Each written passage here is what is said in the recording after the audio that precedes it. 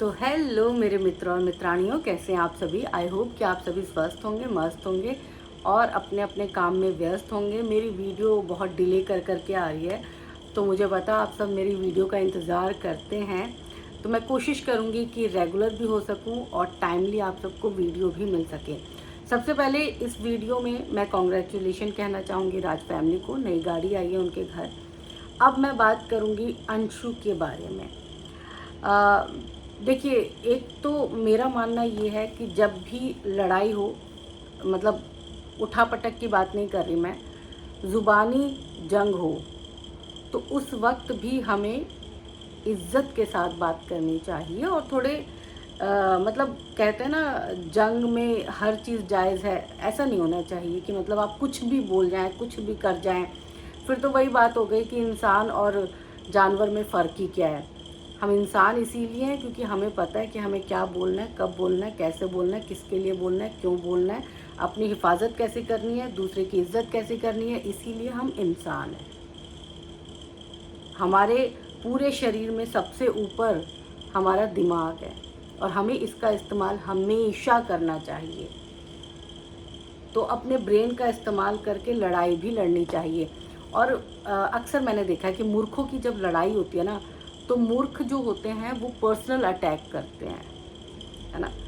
कि मतलब जब उनके पास कोई चीज़ नहीं बचती, कोई सवाल नहीं बचता, कुछ कहने के लिए नहीं बचता कि भाई मैं इसे कैसे हर्ट करूं, कैसे मैं इसे ट्रिगर करूं, तो वो फिर ऐसी बात बोलेंगे जो सच हो या ना हो, लेकिन उस बंदे से वो ट्रिगर हो रहा है।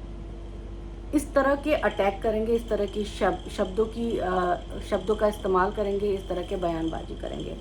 अब अंशु जो है, अभी तक अंशु बोल रही थी और बीच में पूजा, दोनों के बीच जो है फाइट हो रही थी। और फाइट क्या हो रही थी, मतलब अब शब्द ही बोले जा रहे थे दोनों तरफ से। मैं सही हूँ, तुम गलत हो, इस तरह की चीज़ें चल रही थी। मैंने भी इस पर एक वीडियो बनाया और मेरी मंशा सिर्फ यही थी कि दोनों तरफ से जो मामला है ना, वो इतना ना गिर जाए कि कभी सामने अगर आप मिलो तो आपको नज़रें चुराने की नौबत आ जाए। इस तरह चीज़ें नहीं होनी चाहिए।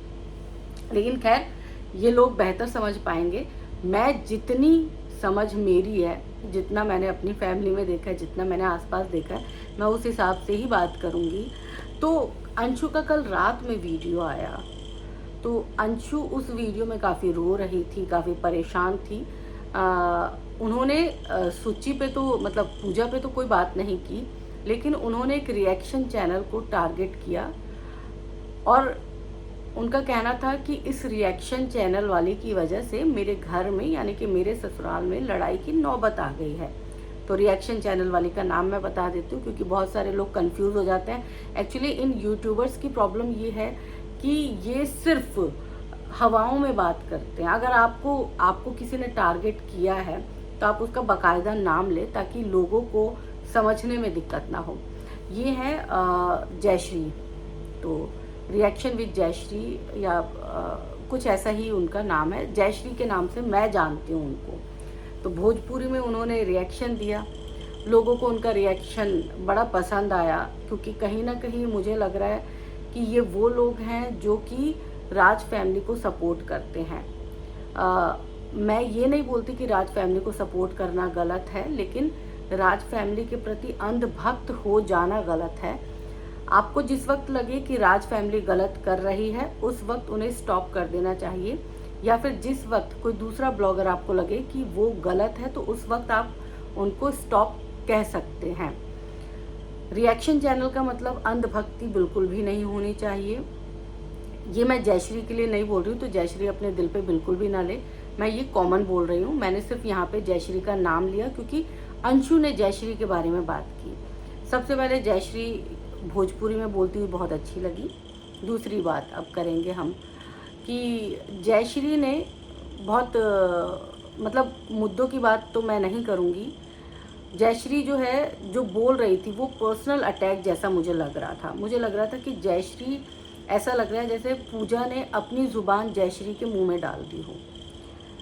अब प्रभावित होना, बहुत सारे इन्फ्लुएंसर से हम प्रभावित होते हैं, उनके जैसा दिखना चाहते हैं, उनके जैसा हंसना चाहते हैं, बोलना चाहते हैं, ब्लॉगिंग करना चाहते हैं, कपड़े पहनना चाहते हैं, ये सारी चीज़ें होती हैं। लेकिन आप दोनों पक्ष का सुनने के बाद ही कोई डिसीज़न लेते हैं और मुंह खोलते हैं। और मेरी मम्मी तो कहा करती थी कि जब दो लोग आपस में जिनकी थोड़ी रिश्तेदारी हो तो उनके बीच बोलना ठीक भी नहीं होता।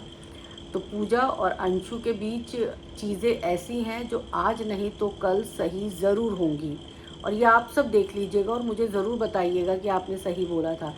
जब भी होगी, लेकिन चीज़ें बहुत सही होने की उम्मीद बहुत हद तक है इनके बीच में। तो ऐसा नहीं है कि इनके बीच का रिश्ता ख़त्म हो गया है, रिश्ता ऐसे ख़त्म नहीं होता है, और अगर हो भी जाए तो इतनी गलत स्थिति में रिश्ता ख़त्म नहीं होना चाहिए। तो जयश्री ने पूरी तरह से टारगेट किया अंशु को। अंशु ने फिर उसका जवाब दिया। अंशु रो रही थी रात में। एक रोते हुए वीडियो नहीं बनानी चाहिए, किसी को भी नहीं बनानी चाहिए, क्योंकि जब आप रोते हैं तो सामने वाला जो आपको देख रहा होता है उस पर इफ़ेक्ट गलत पड़ता है। और कहीं ना कहीं ऐसा भी एक लगता है पॉइंट कि आप इमोशनल कार्ड खेलने की जो है वो कोशिश कर रहे हैं। क्योंकि जयश्री ने जो बोला उससे आपके ससुराल में क्यों लड़ाई हुई मेरे को समझ नहीं आ रहा, क्योंकि जयश्री से पहले बहुत सारे क्रिएटर ऐसे हैं जो इन बातों को कर चुके हैं, जो कि इससे गलत भी, बहुत सारे रिएक्शन चैनल वाले ऐसे हैं जो कि इससे गलत भी आपकी फैमिली के लिए बोल चुके हैं।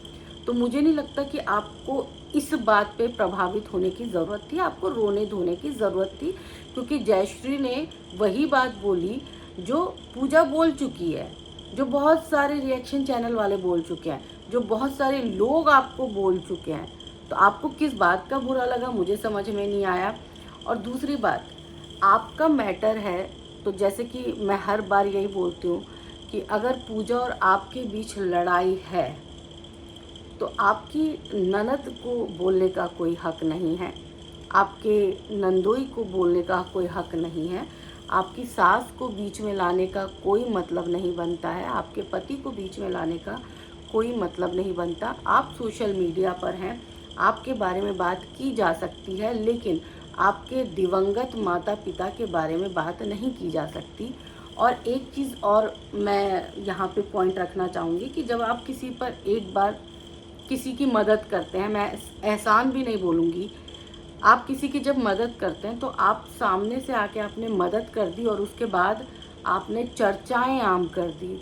आप अब उस मदद के आड़ में क्या चाहते हैं कि आपके जयकारे लगाए जाएं, ये राज फैमिली के लिए आपके जयकारे लगाए जाए, एक मंदिर बनवा दिया जाए, वहाँ आपकी मूर्ति लगवा दी जाए, क्योंकि पूजा शायद यही चाहती है कि उसके माँ बाप के लिए एक मंदिर बनवा दिया जाए, वहाँ लोग आके रोज़ घंटा डोलाते रहे कि जय राज परिवार, जय राज परिवार। तो ये पॉसिबल नहीं है। आपने मदद कर दी तो ठीक है, आप आगे से मदद की उम्मीद करेंगे, लेकिन अगर सामने वाला आपकी मदद नहीं करेगा तो आप कुछ कर भी नहीं सकते हैं। या तो आप किसी की मदद ही मत करिए, आप ये कान पकड़ लीजिए कि भाई मुझे किसी की मदद नहीं करनी, कोई भी इंसान हो भाड़ में जाए। लेकिन जब आपने मदद कर दिया तो इतना ढिंढोरा पीटने की क्या ज़रूरत है। सबकी आंखें हैं, सब देख रहे हैं कि क्या सही है क्या गलत है। सबको पता है कि उस वक्त जब अंशु के साथ कोई भी नहीं था, तब राज परिवार खड़ा था, राज परिवार का एक एक सदस्य खड़ा था। लेकिन अब इसका मतलब ये नहीं है कि हर बात पर इस बात का ताना दिया जाए। और एक चीज़ अंशु बोल रही थी कि मुझे बार बार बोला जा रहा है भगौड़ी भगौड़ी भगौड़ी। तो जयश्री के वीडियो में मैंने ये कहीं पे भी नहीं सुना कि जयश्री ने इस तरह की बात की है। लेकिन हो सकता है कि अंशु को किसी और रिएक्शन चैनल वाले ने ये बात कही हो। तो मैं एक चीज़ और क्लियर करना चाहूँगी कि पर्सनल अटैक करना, किसी को दुख देना, ये थोड़ा सा कम कर दीजिए। जब आप हार जाते हैं ना, तब आप पर्सनल अटैक करते हैं। और जब पूजा के बारे में ये सारी चीज़ें बोली गई थी कि हॉस्टल से भाग गई है, तब भी मुझे बहुत बुरा लगा था। और तब भी मैंने यही बात बोली थी कि ये फालतू की चीज़ें ना फैलाई जाए, ये गलत बातें ना फैलाई जाए। एक इंसान जिसकी शादी हो चुकी है, जिसने लव मैरिज की है, जो अपने ससुराल में बस रही है, उसको बसने दिया जाए। उसकी शादी को 1 साल हुए हैं और उसकी राहें मुश्किल ना की जाए। क्योंकि मैं इसलिए नहीं बोल रही क्योंकि अंशु को मैं सपोर्ट कर रही हूँ या मैं पूजा को सपोर्ट कर रही हूँ।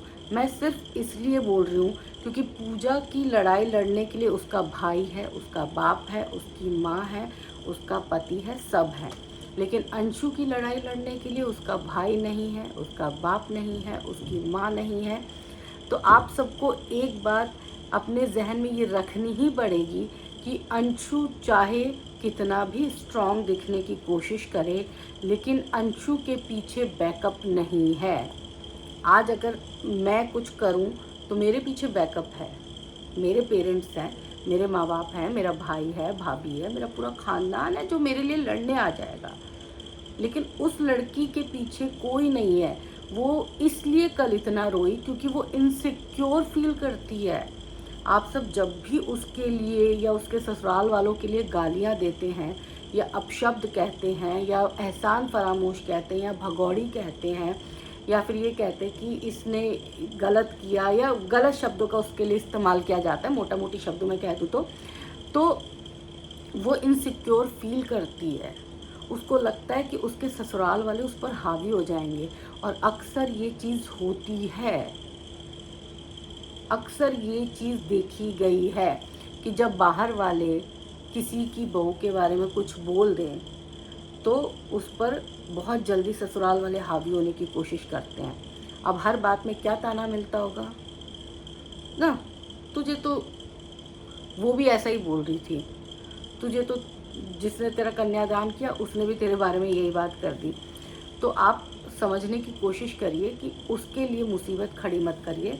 आपको जो भी अटैक करना है आप उस पर अटैक कर सकते हैं, पर्सनल जाने की ज़रूरत नहीं होती। क्योंकि हम जब रिएक्शन देते तो हमें थोड़ी सी मान मर्यादाओं का भी ध्यान रखना चाहिए कि हमारी वजह से कोई इतना ज़्यादा हर्ट ना हो जाए कि उसका परिवार टूटने के कगार पर आ जाए, और वो भी उस लड़की का जिसके पीछे कोई बैकअप नहीं है। आज की डेट में अगर अंशु के ससुराल वाले अंशु को प्रताड़ित करते हैं तो कोई जाके अंशु के ससुराल वालों से ये सवाल करने वाला नहीं है कि मत करो, रुक जाओ, थम जाओ, तुम होते कौन हो इस लड़की को कुछ कहने वाले, मैं तुम्हें देख लूँगा, चल अंशु चल मेरे घर चल, देखा जाएगा, खुद आएगा बुलाने, जब तक इसका पति नाक नहीं रगड़ेगा तब तक मैं तुझे नहीं भेजूंगा। कोई है ऐसा कहने वाला अंशु के लिए? वो चाहे जिस स्थिति में रहे, चाहे वो अच्छी रहे, चाहे वो बुरी रहे, चाहे वो नाराज़ रहे, चाहे उसके साथ कुछ भी हो रहा हो, लेकिन ना तो वो वाईटी पर ये बात बोल सकती है और ना ही वो किसी ऐसे इंसान को बोल सकती है जिस पर उसे ट्रस्ट हो, क्योंकि कोई है ही नहीं, उसके आगे पीछे कोई नहीं है। वो अपनी फ्रस्ट्रेशन सिर्फ अपने ऊपर उतार सकती है। तो हमें थोड़ी सी इस बात का ध्यान रखना चाहिए, इसीलिए हमें थोड़ा पर्सनल अटैक नहीं करना चाहिए। हम पर्सनली कोई चीज़ ना लेकर जाएं तो ज़्यादा बेहतर होगा। हाँ, रही बात आरोप प्रत्यारोप की, तो वो लगाने से आपको किसी ने मना नहीं किया। अंशु ने आपके साथ जो किया, आप अंशु के बारे में बोलिए कि अंशु ने गलत किया, अंशु ने गलत बोला। क्योंकि अंशु की जो मैंने पहले वाली वीडियोज़ अभी देखी हैं, जो 2-3 दिन में अंशु ने बनाई है, तो अंशु का एटीट्यूड मुझे भी अच्छा नहीं लगा। अंशु बड़े ही तंजिया लहजे में बात कर रही थी। अंशु कुछ इस तरह से बात कर रही थी जैसे मतलब वही एक यूट्यूब की स्टार हो, या फिर मतलब होता है ना कि एक घमंड आ जाना इंसान के अंदर, उसको लगना कि मेरे आगे तो कोई कुछ भी नहीं है। तो उस अंदाज में बात कर रही थी। अंशु का वो अंदाज बिल्कुल अच्छा नहीं था, लेकिन उसके बावजूद हमको उसी अंदाज में जवाब देना चाहिए। हम भी उसी अंदाज में जवाब देंगे कि हमारे अंदर भी बहुत एटीट्यूड है, हमारे अंदर भी बहुत घमंड है, तू होती कौन है, हमारे सामने टिकने वाली नहीं है ना। वो हम जवाब देंगे, उसको उसी के भाषा में जवाब दे दिया जा सकता है, लेकिन पर्सनल अटैक करके नहीं। ना तो मैं ये अंशु के ऊपर जो पर्सनल अटैक होता है मैं उसके फेवर में हूँ, ना ही राज फैमिली के ऊपर जो पर्सनल अटैक होता है मैं उसके फेवर में हूँ। जब राज फैमिली के अप्सरा मॉम के लिए बोला गया मेकअप को लेकर, तब भी मैं अगेंस्ट थी कि नहीं, अप्सरा मॉम की ये मर्जी है, वो मेकअप करे ना करे, कौन होता है उनको कुछ कहने वाला। जब पूजा के बारे में गलत बोला गया तब भी मैं अगेंस्ट थी कि पूजा के बारे में गलत बोलने वाले आप कौन होते हैं, अपने अंदर झांकिए और किसी पर पर्सनल अटैक मत करिए। और आज भी मैं अंशु को इसलिए सपोर्ट कर रही हूँ क्योंकि अंशु एक ऐसी लड़की है जो अपना दुख वाईटी पर व्यक्त नहीं कर सकती। और देखो, कोई ये बोले ना, मतलब धीरे से बोल रही हूँ, कोई ये बोले ना कि मैं ससुराल में हूँ, मुझे कोई तकलीफ़ नहीं है, मेरी सास मेरी माँ है, तो देखो वो 100% झूठ बोलता है। सास सास होती है, ननद ननद होती है, नंदोई नंदोई होता है, पति आपका साथ देता है। इस बात से मैं अग्री हूँ, है ना। तो थोड़ा सा हमें भी इस बात का ध्यान रखना चाहिए। भाई 1 साल हुई है शादी की, एनिवर्सरी मना लेने दीजिए। एनिवर्सरी मना रही है, कोई बहुत बड़ा तूफान तो नहीं लेकर आ रही है। बहुत सारे लोग तो इश्क करते हैं, मुश्क करते हैं, पता नहीं क्या क्या करते हैं। वो बेचारी अपनी एनिवर्सरी भी ढंग से ना मनाए, उसकी एनिवर्सरी ना हो गया बवाल हो गया। हालांकि अंशु भी कम नहीं है बवाल करने में, लेकिन फिर भी उसको एनिवर्सरी मना लेने दीजिए। और उसकी एनिवर्सरी से पहले उसको प्लीज़ ऐसा मत करिए कि उसके ससुराल में गहमा गहमी हो जाए, लड़ाई हो जाए, ननद जो है भाग के वापस दिल्ली आ जाए कि मेरे को नहीं रहना भाभी की एनिवर्सरी में, भाई की एनिवर्सरी में, मतलब टेंशन का माहौल बन जाए।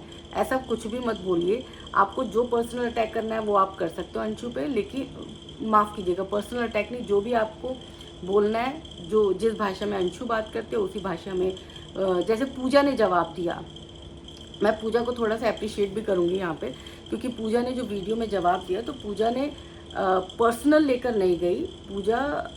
पूजा ने उनके माँ बाप की जब बात की, तो माँ बाप की बात करते करते उन्होंने यही कहा कि उनके लिए मेरे दिल में इज्जत है। हालांकि पूजा ने जो रिएक्शन चैनल वाले हैं उनको ज़रूर इस पूरे मामले में घसीटने की कोशिश की कि ये तो रिएक्शन चैनल वालों की भी इज्जत नहीं करती, ताकि रिएक्शन चैनल वाले भड़क जाएं। लेकिन ठीक है, ये ट्रिक ये राज परिवार बहुत बार इस्तेमाल कर चुका है, करता रहता है, तो ये ट्रिक अब सारे रिएक्शन चैनल वालों को पता है। तो इसीलिए मैं पूजा को यहाँ पे गलत नहीं कहूँगी, मैं पूजा को यही कहूँगी कि पूजा ने जिस तरह से जवाब दिया वो ठीक है। उन्होंने अपने हिसाब से एक अच्छी तरह से जवाब दे दिया अंशु को। अंशु जिस तरह से जवाब दे रही थी वो थोड़ा सा घमंड में था, इसीलिए लोगों को अच्छा नहीं लगा। लेकिन अंशु के पर्सनल मैटर पे जो है हमला करना, कमेंट करना, वो बहुत सारे लोगों को और अच्छा नहीं लगा। तो थोड़ा सा रिएक्शन देते हुए भी हमें ध्यान रखना पड़ेगा।